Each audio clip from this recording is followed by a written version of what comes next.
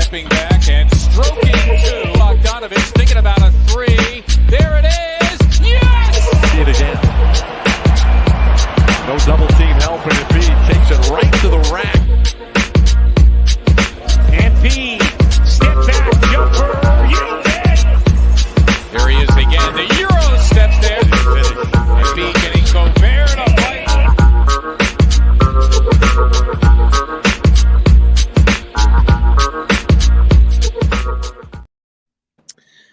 What's going on, everybody? It's a Friday afternoon. Really, it's kind of like what is the cutoff time when afternoon becomes evening?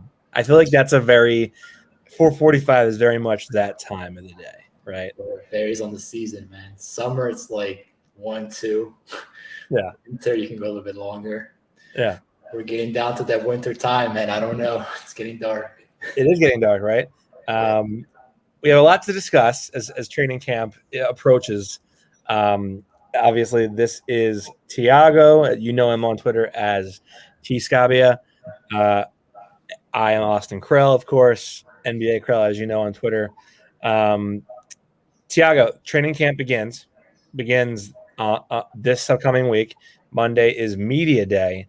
So it's no better time, really, to talk about what's coming up for this team and things to watch for than right now. So what Tiago and I are going to do today, after Tiago, introduces himself a little bit and lets everybody know how he's doing, we're going to take our top 5 storylines heading into camp. Tiago, how you doing today? I'm doing, man. I'm just trying to live day by day here, Yeah. Trying to avoid all the Ben Simmons chatter. All the bombs that are thrown back and forth on Twitter. Still try to look forward to this season. I think there's a lot to look forward. We'll talk about some of that stuff today.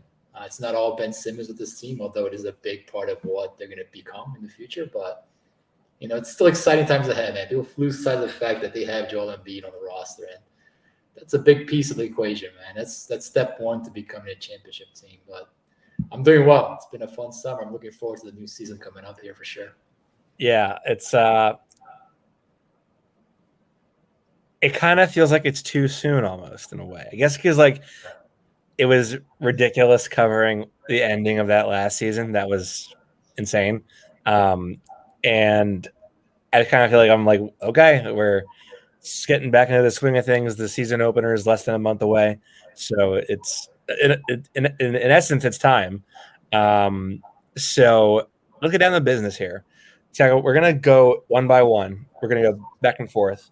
We're going to present our 5 big things to watch heading into training camp. And I get the sense that with Ben Simmons' absence and his, I guess, impending departure from the franchise, it kind of seems as though a lot of them will probably have to do with the pieces filling in around Ben Simmons, around the hole that Ben Simmons is going to leave.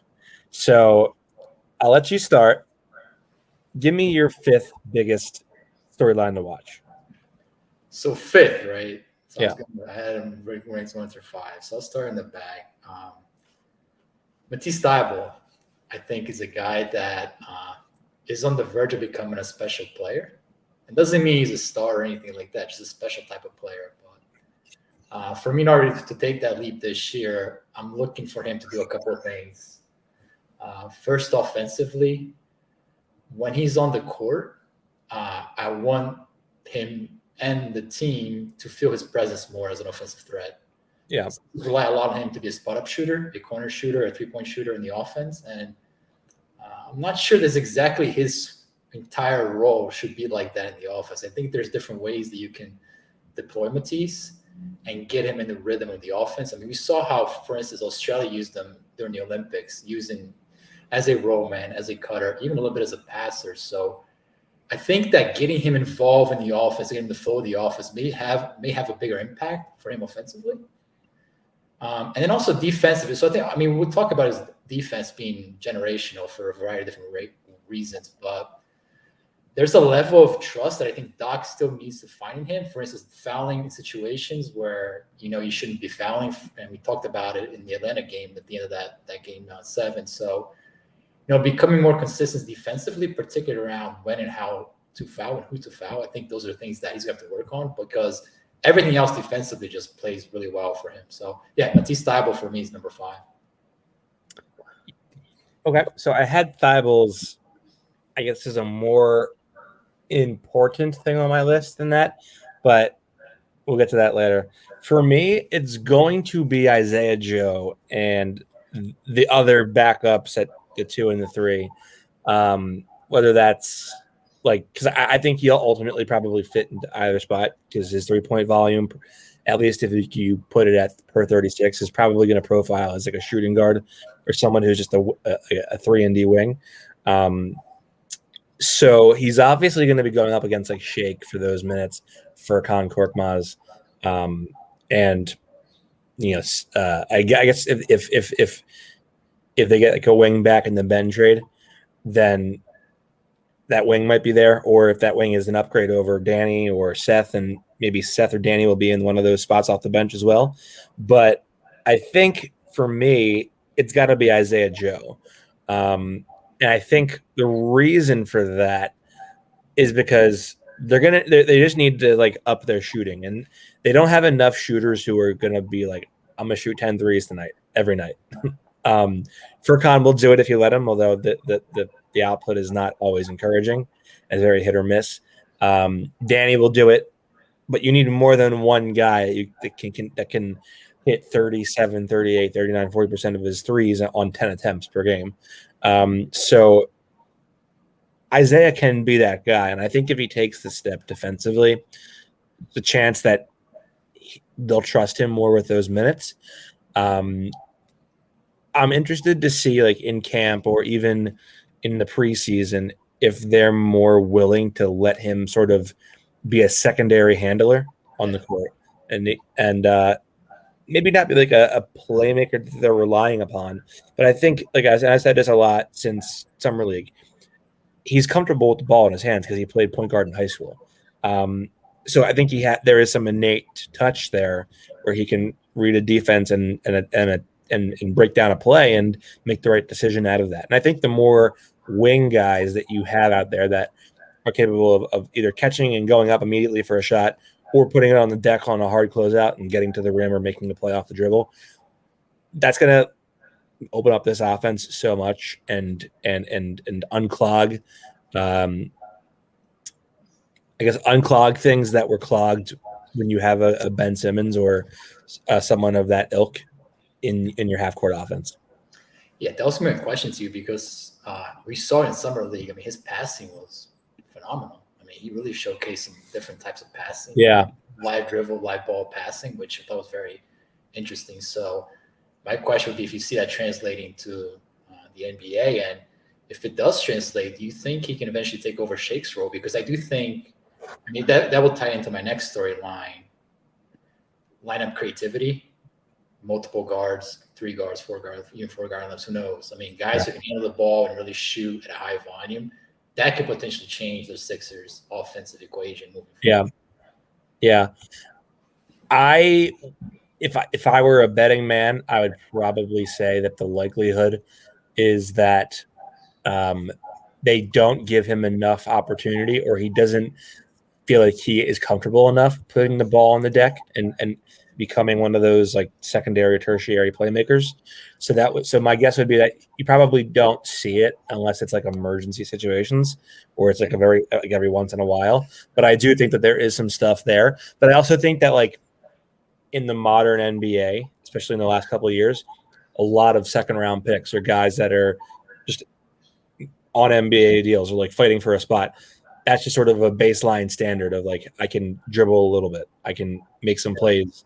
But if you put him up against like a real summer or against a real NBA team, not just summer league players, how does that translate? What does that look like? Is that a pickpocket? Is that a pickpocket from behind? Is that a intercepted bounce pass? Is that a block? Who knows? But I think if you put some more body on him and get a little physical with him, might get a little jeopardized there. So I think there's something there worth experimenting with, which I think is why it's a storyline for me in summer camp or in training camp, and then in the preseason. But I think he'll probably be confined to like a catch and shoot role, and maybe with a little bit of like dribble drive and straight line stuff that Tobias does. Yeah, I do think he's going to have the short end of the stick when Doc wants to shorten the bench. I think he's one of those guys that Doc's going to pull out real quickly and not be part of the rotation, but who knows? Yeah. I'll give you my fourth. My fourth is going to be Paul Reed. Just the development of Paul Reed. Objectively, I think Paul Reed's a really fun guy. Just like here comes the butt. Here comes the butt. I don't really have a butt. I mean, I was just gonna say, like, I guess as a journalist, I'm not supposed to say that he's a fun guy, that you like the guy, but I think you just can't help but sort of get a kick out of him, right? Yeah. And I think his personality kind of exudes on the floor, because as sort of spurious and I don't know if that's the right word, but like as spur of the moment as he is as a person in terms of like what he says and his answers to things and like the way he plays around, at least into the face of the media, he kind of plays that way too. Cause like you're never sure of what you're going to get from him on the court, which is both a good and a bad thing. I think in this system, it's a bad thing probably because Doc doesn't trust the young guys at all. Yeah. Really, for the most part. I think my reason for intrigue here is just reading tea leaves. I think there's a little bit of internal discourse as to like whether he's a 4 or a 5. And I'm very curious to see how he's deployed in camp. He's worth a spot in the rotation for sure, because I think you have to at least at some point give him a chance. Especially if you're looking to develop the back end of your rotation, you're going to need to get some bang for your lottery ticket buck, in terms of like your cost controlled assets hitting.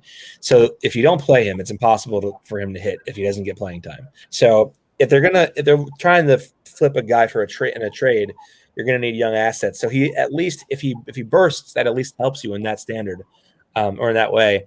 But I just think that there's so much athleticism there. There's like a big Pandora's box of what he can do. He can shoot it a little bit. He can do a bunch of different things for you. And I think that versatility, especially in a small ball lineup, could really be something that pays dividends, in the sense that the team says, all right, well, we're going to go small ball lineup, and we're going to put Dwayne Dedman, for example, in the game as our stretch 5, and we're gonna go a little smaller. Or if we're gonna put Marcus Morris as our stretch 5,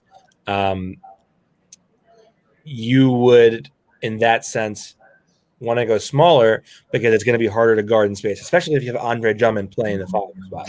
So if they're going to be doing that, the way you combat that is going to be by going smaller yourself, and not deploying drop coverage so much against it, because if Paul Reed can guard in space, there's not really a need for drop coverage. So not only is it important that he can do that, it's important for them to give him a chance to do that and for him to perform well at it, because the better he performs, the more they'll trust him, the more they'll play him. And I think you just have to be able to, you have to be willing to give a different look in the playoffs and in important regular season matchups, just because you need to have a plan other than, I'm just going to go throw it all on Andre Drummond, or I'm going to throw it all on Dwight Howard. If that's the plan, we're not even watching the postseason. I'm watching the Golden Girls. I'm with you that Paul Reed should be playing. He should have a lot of minutes, especially early in the year, just to see what he has, man. I'm big on his developmental curve. We had a guy in-house called Jeremy Grant, who didn't shoot the ball really well, didn't really do much except run up and down the court. But you saw the athleticism, you saw how switchable he was, how he was able to play multiple positions. And he reminds me a lot of Paul Reed when I watch Paul Reed play. I'm not as high on his offense as a lot of people are.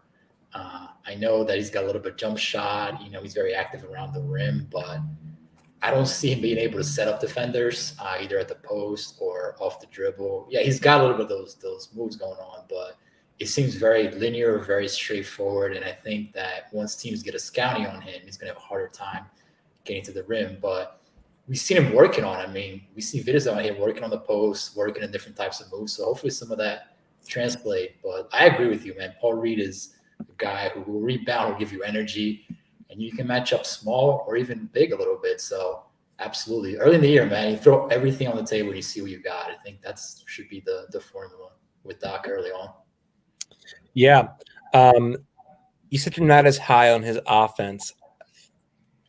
I think, is that a case you could make with like most guys that are not like surefire lottery or first round guys, and you're like, they're big bodied and they're athletic. So I think that the natural inclination is to assume and comfortably lean towards you're being more confident in their defense than their offense as is.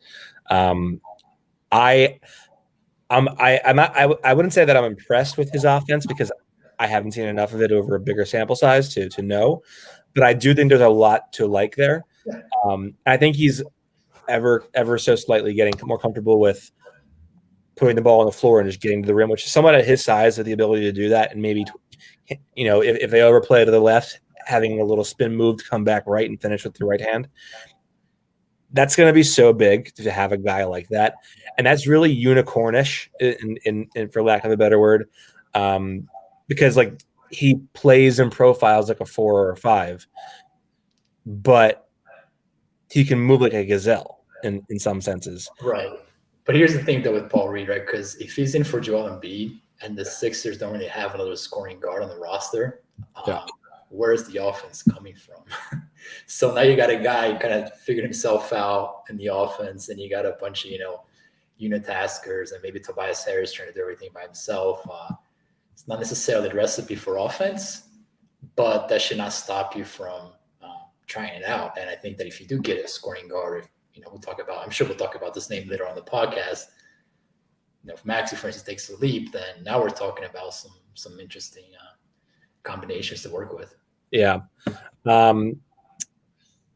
I do think part of the reason there is at least some degree of fear with him is like, you're just never sure what you're going to get. Like, I can't get the play out of my mind from Summer League where he like tried to do like an isolation post up from like the block extended, and then like spun a little bit, couldn't find where he wanted to go. So you just like try to lefty layup and throw it off the glass and got all air. And it was just like I see why they'd have some reservations now. But I think that was a reflection of he's trying to be two different things. He's trying to be a 4 and a 5. So that way they feel like they can do a lot of things with him. Because I think again there is some internal, I wouldn't say argument, but maybe lack of agreement perhaps on whether he's a 4 or 5. So that's something to say. Maybe whoever is involved, and if that is the case, comes to a conclusion and they can get on the same page, and then they can confine on the one position, and he can really develop from there. But we'll see. Give me your fourth item. So my 4 ties in a little bit to what you talked about, Paul Reed, Isaiah Joe. And to me, it's lineup flexibility and lineup versatility, particularly with your bench. So I think one of the lost storylines of the whole Sixers lost and Ben Simmons is the reason number 1 through 100 why they lost is the fact that the Sixers bench once again was an absolute disaster. And for much of what we saw in the regular season, like the funny part is it was the best bench I've had in like 4 or 5 years. Yes. Which speaks volumes to how they treated the roster of the last 3 to 4 years. But it's a conversation for a different day. Oh boy. Lost in that is, Doc Rivers, and the fact that he really rode that all bench lineup. And when you're able to break everything down, I mean, the Sixers starting lineup was one of the best starting lineups in all the NBA. Yeah. the drop off from that to even their second and third most used lineup is monumental. You're talking from like plus 250 to like a minus 10, which is absolutely monumental. So, and if you're going one step further, is the fact that, their third most used lineup in all season was their all bench lineup with Dwight, Matisse, Mike Scott, and the same culprits. So that to me Doc has to find a middle ground between playing your starters and playing your bench and being creative in how you deploy different pieces. And, a couple of things that I noted down throughout the year was, for instance, we talked about earlier in the podcast, is are you able to go multiple guards, 3-guard lineups, right? So perhaps you keep Joel, but you throw in Joe, Korkmaz, and Seth Curry, a combination of such. And now you have a lot of offense on the floor. You will still keep your anchor on defense and kind of go from there. Another thing that I saw last year, for instance, was that I saw a little bit of Tobias Harris being able to play the 5. So again, matchup oriented. You're not putting Tobias against, whoever, but put him against Zion. Just let him. Right. But when you have Marcus Morris out there or something like that, why can you match up with Marcus Morris at the 5? And he gives you that offense, gives you that flexibility on defense. You saw him match up against Anthony Davis with the Lakers, so I thought that was very interesting. A game where Tobias really defended AD very well, and Paul Reed is another example. So there's a lot to work with. He's got Georges Niang, who's going to fill that Mike Scott role, which should be a big improvement over what we saw with Mike Scott last year. So different pieces to work with. Obviously, we're expecting Maxey to take a leap of some capacity, which should help. But the overall theme, I think, is creativity. Think a little bit outside the box. Use the stretch 5 more frequent than you do Andre Drummond's for specific matchups. And try to see how those pieces match, man. The whole the 5 guys off the bench for extended minutes, that has to stop, man. I mean, you don't see a lot of teams doing that anymore. So yeah. I agree with what you said for sure. And the but that is about to come is not a disagreement with you at all. I agree with it. I was kind of thinking maybe Doc might show some signs of self-reflection and I'll make these changes, and perhaps he has, but by all of his publicity he's gotten in the last week or so, it seems to me that he just has not learned from his mistakes. And so it seems like we might just be in tune for another episode of that last season. However, I will say this.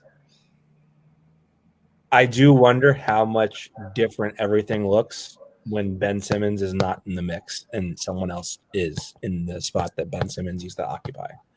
I wonder how much differently, if at all, he coaches or plays the lineups without Ben being part of the team. Because I feel like the grading of Doc comes with the caveat of, okay, but Ben played like this in the playoffs, and it doesn't excuse the fact that he did a lot of it the same in the regular season. But I'd also retort with the fact that, okay, but they won 49 games and were the 1 seed in the East in the regular season. Yeah, right? But, so I get that. I mean, Ben was atrocious in the playoffs, and it definitely hamstrung a little bit of what Doc could do with this bench. There's no question about it. I mean, that being said, you got to play Tyrese Maxey more than what he played, man. Yeah, for sure. No, that's 100% on so, Doc. And you're playing Shake Milton extended minutes, and the Dwight Howard fiasco. At some point, man, there's got to be a middle ground. So I get it. And what really irked me was the fact that if you roll back that game 5, where everything kind of seemed to kind of fall apart, it started with that bench here in the fourth quarter, and he kept that lead on for a very long time. By the time the starters came back in, man, the momentum has swayed the other way. So, you hope he's able to see those very specific moments of the season and think twice, but we'll see. Yeah, but I agree. Now, do you hold any gravity in the fact that the starters came back in with a 13-point lead and they still couldn't contain? Yeah, absolutely. They should have been able to close that door, no questions. There's definitely an element of we still got this. Don't worry about it. It's still double-digit lead, but momentum is a real thing in basketball, man. Especially for sure. Guys like Trae Young on the court, once they start feeling it, man, Yeah. It's tough to put the lid back on. So, yeah. Sean Ford said Tobias should be a guy who can get his own shot, but I think he's a better shot creator, or at least self-provisioned shot creator, than people give him credit for. Like I think he's a very capable scorer. I will agree and disagree. I think in the regular season, Tobias Harris is a perfect complementary ball handler in your offense. The guy can create, shoot off the dribble. I think as the postseason progresses, I am not necessarily sure that's to be accurate. So, as we've seen for the last 2 postseasons here in Philadelphia. Well, to be fair, he averaged like 25 points per game in the playoffs. He did, but he was much better this postseason, no question about it. But I mean, late in that Atlanta series, man, it was tough sledding again. Fair. I don't see him as a dynamic ball handler as perhaps Doc or other folks see him. I think he's again very linear. He doesn't really create a lot of shooting separation. Doesn't really create contact. Yeah, no, I agree with that. And that was actually one of my storylines moving forward. We're very high as a consensus on the Sixers. We can tell. Your third item. So my third item was, and I wrote it down. Make sure I get it right here. It was really around Tobias Harris. I was gonna think if I could think something to fly because we already talked about Tobias, but I'm gonna talk about Tobias. He's a big part of the offense, man. There we go. We all love Tobias, man. I mean, the guy, if you push the money aside, which it's a real thing, but people get hung up too much, I think, on the money. The guy's a productive NBA player. Yeah. You're not going to find too many guys able to produce at his level on a consistent basis. And he's steady. He's just a steady. He's a steady 20 or a steady 20, 22, whatever. Absolutely. And you saw in games where he was not in the lineup how the Sixers in the fourth quarter kind of like dissolved because he's a guy who was able to handle the ball and not turn the ball over a lot, which is a big thing. I mean, Ben is a turnover machine. The other guys, Joel is kind of a turnover machine as well late in games. So he's one of those guys able to settle the offense and really kind of calm things down and run the offense. And there's a lot of value to that. But it is like dumbfounding to me why he continues to take less and less and less 3-pointers a game with the Sixers. That's the one thing I was going to talk to. That was the one thing that I was like, he's got it. Like his 3-point volume is just preposterous. It's unbelievable. The guy's a phenomenal 3-point shooter. I don't know if it's a confidence thing. I don't know if it's Doc enabling him and Brett enabling him as a ball handler, but that equation to me has to flip. He's got to be able to take 5 or even more 3-pointers a game because he's a very good shooter, and that would do wonders for the Sixers offense. And the Sixers can potentially introduce more ball handlers in the offense. So especially if they trade Ben and get more guards in return. So what I'm looking for with Tobias and with Doc is, yes, he's going to run some pick and roll for you because he's a good ball handler, but to be able to work a little bit more off ball, because when you go in the postseason, man, what I'm seeing Tobias's value in the postseason is a guy who can really spot up and kill you from distance, from the corner, from the wing, and really be that extra shooter that the Sixers needed last year against Atlanta, just didn't have outside of Seth Curry. And then when Danny Green went down, it was nobody else pretty much. So, that's what I'm looking for with Tobias. But my fear is that Doc doesn't see that, and he thinks that Tobias should kind of be his pick and roll ball handler for most of the offense, which I'm not sure is the way to go. I mean, I think it's something that you can experiment with, against the Washington Wizards on a Tuesday night. I think it's something that you can do more there. But if you when you're going up against the Nets or a team that has a Bruce Brown, sort of a Tasmanian devil of defender type guys, that's when you're going to have problems because bigger bodies he's not too receptive to bigger bodies. Rangy defenders are going to be able to loosen up that ball handle a little bit, and more athletic and I guess more lateral moving bigs are going to be able to come over and contest that jumper and that in the mid range. I definitely agree with you. He has to that 3-point volume can't be 3 or 4. It has to be 5 or 6. Yeah. I also just don't know that we're ever going to get that out of him because I just don't see it. I don't.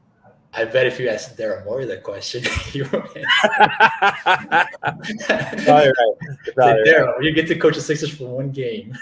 What is Tobias Harris's role? Tobias is not allowed to take one single two. Just all threes and layups, or threes and dunks. That's it. And my guess is you go like 6 of 17, probably. My guess. Yeah. Absolutely. Daryl would love it too. Yeah. My third, and you touched on this a little bit, Matisse Thybulle's offensive progression and development. That has to be a big thing this year, especially if Ben's not going to be around. He's got to be a better catch and shoot 3-point shooter.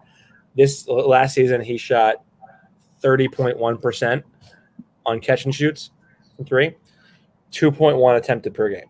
So you're going to need more than that. You're going to need to get that up like a full shot, or like a full 2 shots, and get that percentage up to like 34 or 35. You really need to do that because he needs to be a competent catch and shoot guy in order to warrant keeping him on the floor for long stretches of time. And I think there's a case where he could start this year. Like, I think there's a case for that because he's that good of a defensive player. But his offensive and it shouldn't be just that he's okay with just, I'm going to go to the corner and sit there and wait. It's going to be like, oh, my guy played a little too high on me, played a little too off me. I'm going to cut hard the basket and get it back here. Or Joe's in the paint. They're gonna send a hard double from the weak side. I'm gonna cut baseline when he does that and get a dunk out of it. There needs to be more intuitive, more aggressive, more consistent cutting, because not only will that help him, but if that makes it on the scouting report that hey, he's better as a cutter, they're going to be a little bit more hesitant to leave him to go double Joel. That's going to help spacing innately. So just being a better catch and shoot guy is going to be so important long term for him. This is kind of a hot take, I think, but I would venture to say that if he can get that by his mid to late 20s, like 25, 26, 27, 28, if he can get the 3-point proficiency up to 35, 36%, my guess is that he'll be an all-star consideration. Really? Oh. That's how good of a defender he is, I think.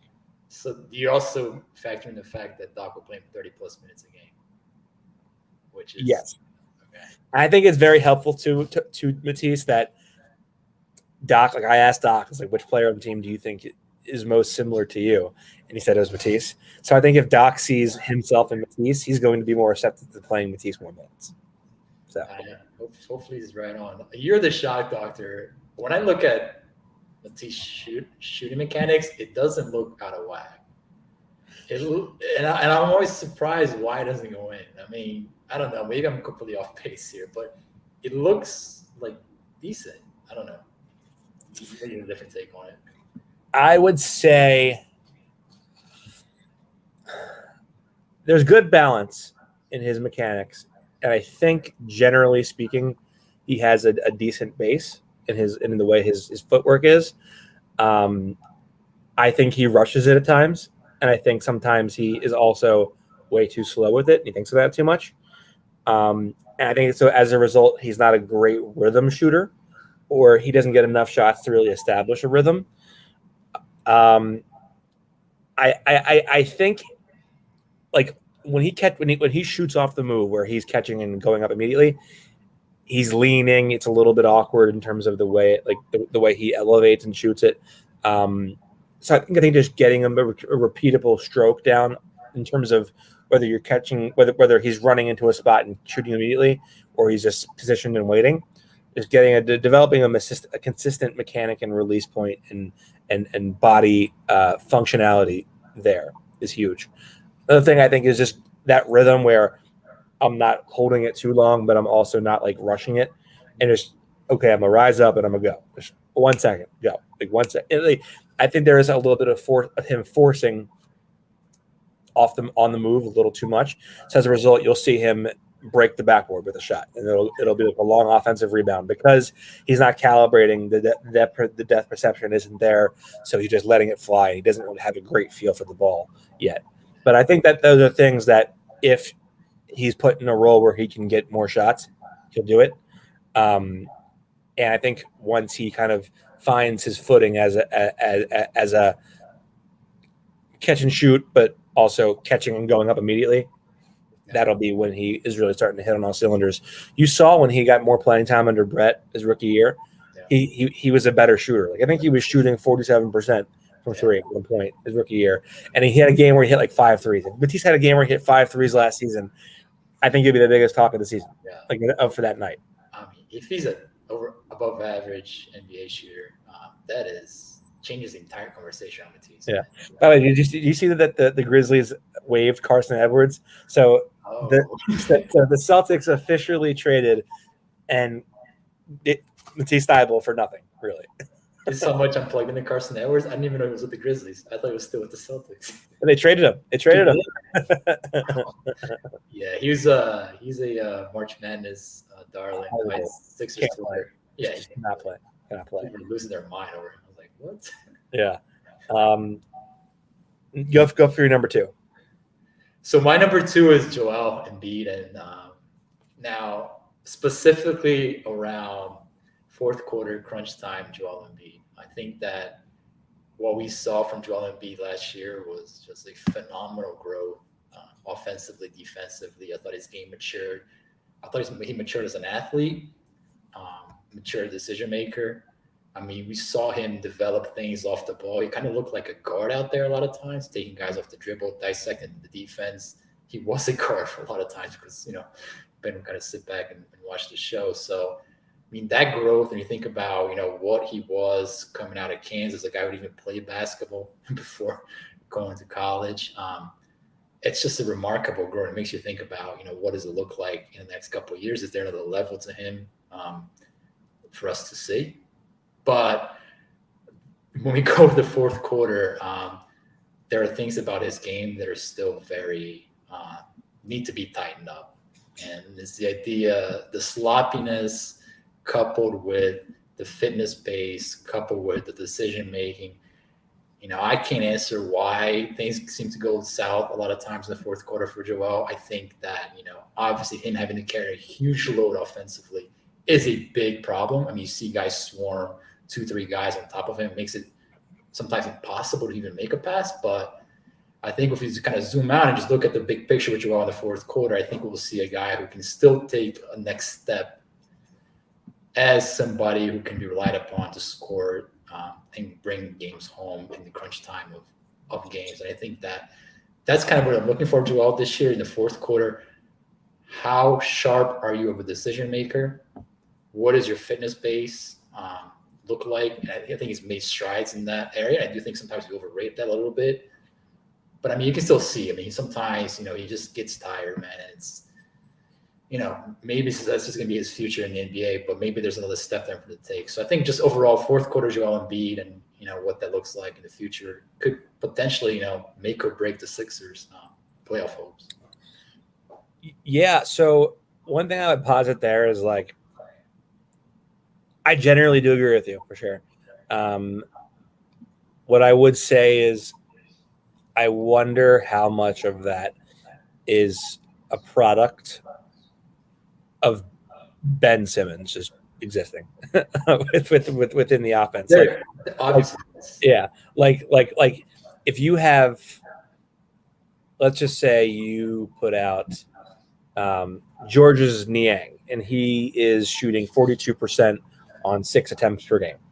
And you put Danny Green out there. You put you put Seth out there. You put Tyrese out there. And, those are going to be, that's your 4.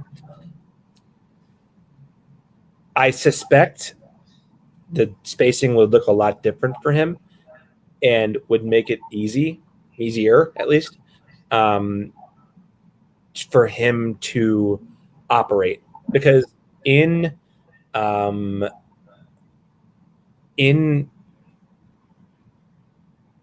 playoff scenario, or even in a regular season scenario now, he's not going to see single coverage anymore. Maybe he'll see it like in the regular season and like first quarters, but he's not going to get consistent single coverage anymore.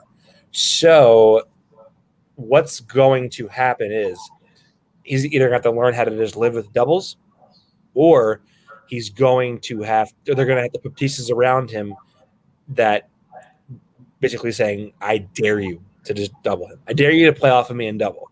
And that's going to be just more shooting and look like one or two additional ball handlers, and I think you're in business there. I don't know. I don't know either way, like whether yes or no. I don't know how much better his fitness base can be, but I would venture to say it's harder for Joel to get much better than what he was last year, because that was a dominant performance from start to finish. So I completely agree. Ben Simmons' presence offensively can be a hindrance for him. But let me play devil's advocate a little bit. If you take Ben out and you put in another guard, diminutive guard on the lineup, like D'Angelo Russell, let's just say. Savant, like a little, like, just has like the Red Bull, whatever you call it, the bullfighting defense that he plays. If you have him out there, what do you think it's going to impact Joel in defensive end? Because now he's going to kind of run around and track and do things that he doesn't have to do with Ben. When Ben is out there kind of closing down driving lanes. So, yes, his fitness base may not get to a higher point, but he can be much more depleted if you got D'Angelo Russell out there in the perimeter doing his defensive things. So he may have to be prepared for that. And by being prepared for that, getting even better fitness shape if he's able to do so. I just wonder. Sorry, one more thing. I do think there's an element. So offensively, yes, spacing is going to be a thing for him, and it's going to help him tremendously. But he still is the kind of guy who demands and wants the ball in the post, and he wants to create offense in the post. And that, to me, has a shelf life, man. I mean, no matter how dominant you are, you're going to wear yourself out. You're going to run into turnovers because it's a physically demanding position to play out of and score from. Yeah. So becoming more of a pick and roll threat as a role man is just another way that he contribute in the fourth quarter. Again, with the right guard play around him, that should be much easier for him to do. But he still has to show the commitment to be a role man, the pick and roll. That's something he's never done in the NBA. So, maybe that's the way for him to go in the fourth quarter as well. Yeah. I don't know either way, because I'm just not a doctor. I'm not a nutritionist. I don't know any of this stuff, but I just don't know if it's realistic to think that a guy of that size who needs to load up on food to be strong and be healthy and be able to play. I don't know that his body is manufactured in a way that is conducive to him being able to be conditioned like that. You know what I mean? Like I don't know either way how conditioned he was last year, but he was dominant enough to make me think that it was by far the best of his career. And I don't know, maybe the standard was so low before that it is possible for him to get in better shape. But I just have a hard time believing that without external factors like the roster construction or the players around him, I don't know how much better he can be. And maybe under the current roster construction at this franchise right now, he's just always going to be a guy that is more dominant in the first three quarters than he is the fourth quarter, because he's just exhausted from carrying the offense because they can't rely on the other teammates. But I do wonder whether it ultimately is like, okay, we've reshaped the roster. We've done this, we've done that. And he still is the way he is. Like, I wonder if that's just the kind of build he has. I mean, it isn't a skill thing. I don't know that it's a clutch thing either, because he's made big shots in his career. Yeah. So like, I just wonder if it's just not physically possible, or if it's just another part of like roster construction just doesn't make it conducive to him being a great fourth quarter player. Well, let me ask you one more question. Do you think they would accept playing less games, knowing that we would be putting at risk, his MVP, all NBA team, for the sake of just being perhaps in just better physical condition? I don't think it matters how many regular season games he sits out, because at the end of the day, when the playoffs come, you're playing every other day. They're going to guard. They're going to get more physical with you. They're going to guard you differently, and it's just. I think it's ultimately going to have to be about better roster construction, but I don't know whether that happens in this era of Sixers basketball, because the assumption would be that, okay, they don't resign Tobias Harris in 3 years. Is Joel Embiid even still here in 3 years? Yeah. Is Daryl still here in 3 years? Is Doc here in 3 years? I don't know that there won't be another rebuild in 3 years. So I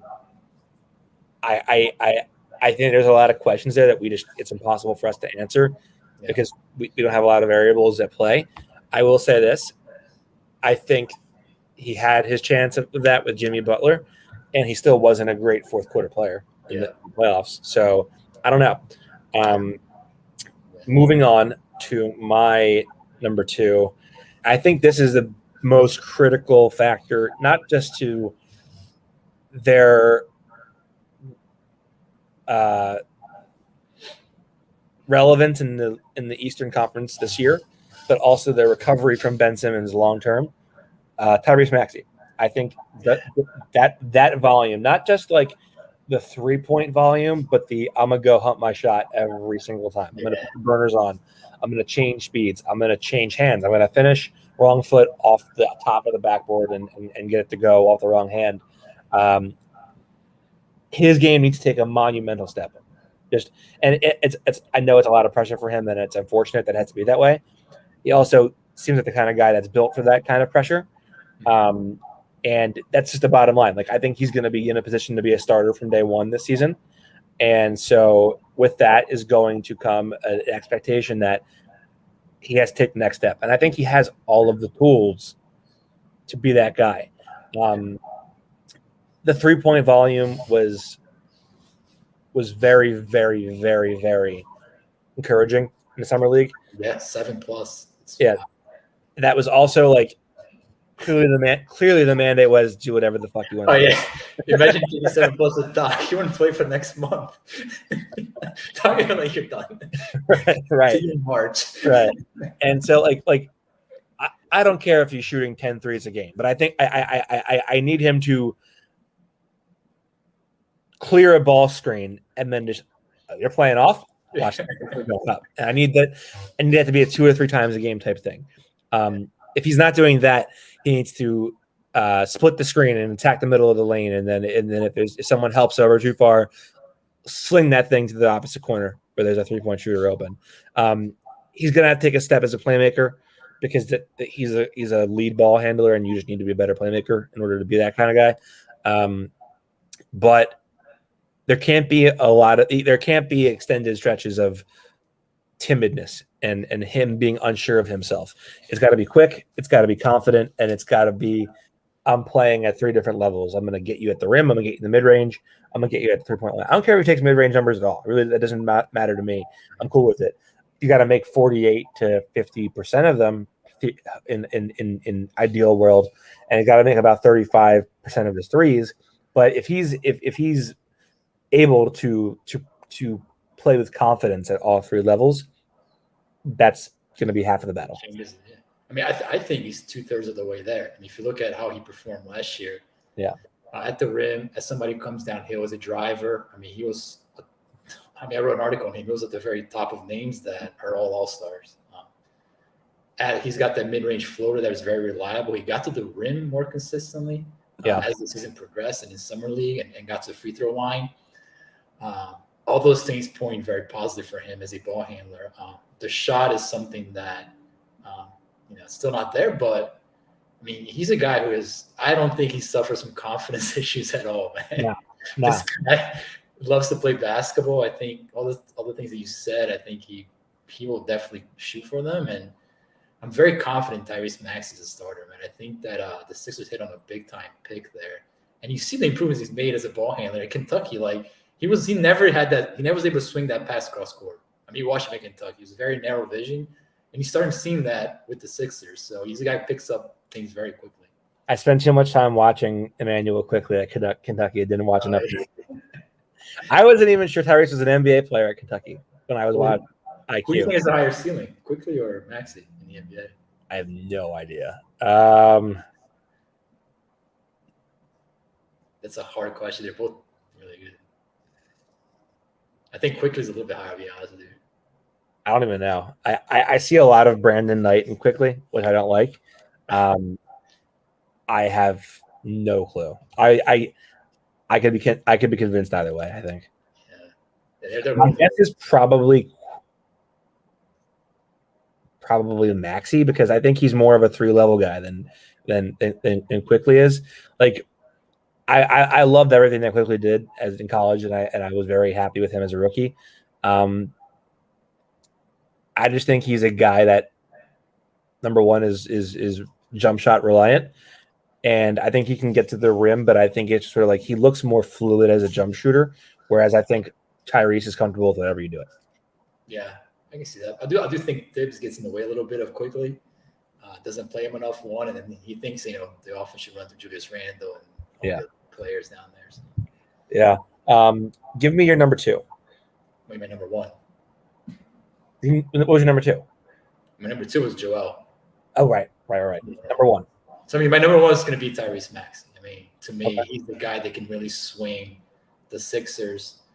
Not only on the court, so all the things you talked about on the court, right, which I completely agree. And he does things that we expected Ben Simmons to do as a player here, but Ben never really did consistently. So this idea, for instance, that Ben Simmons is a great transition player, that's not necessarily true. He's a guy who generates transition opportunities for you, and he's able to find guys in open lanes. But if you look at Ben Simmons as a scorer in transition, he's not a very good scorer, and he's a guy who turns the ball over a lot. Yeah. And, Maxey, I'm hoping that Maxey can take, for instance, De'Aaron Fox in transition and mold his game after De'Aaron Fox, a guy who puts pressure right down the rim, protects the basketball, and is really looking to drive and get contact first and foremost. Ben is never thinking scoring in transition. So I think that may help the Sixers offense a little bit. As a pick and roll ball handler and the guy who attacks downhill, similar things. So I think all those things that we expected from Ben to be an aggressor in offense, I think we're going to be able to see that from Maxey, and it's going to be a welcome change. But even off the court, and the idea that if Maxey hits and there's another window for a star player, perhaps a Dame or somebody else, can perhaps Maxey now be – he may not be the center package, but is there something else to work with there with the return you get from Ben? Perhaps you get a couple picks, Maxey. Does that now become an enticing package for like a Dame Lillard or something like that? So I'll do you better. What if Maxey becomes a guy that if we trade – I'm not saying we, but if we're the Sixers, do we trade Ben in one deal and get XYZ back? And then do we trade Maxey another deal to get this guy back? And suddenly we have Joel, we have Tobias, we have Dame, and we have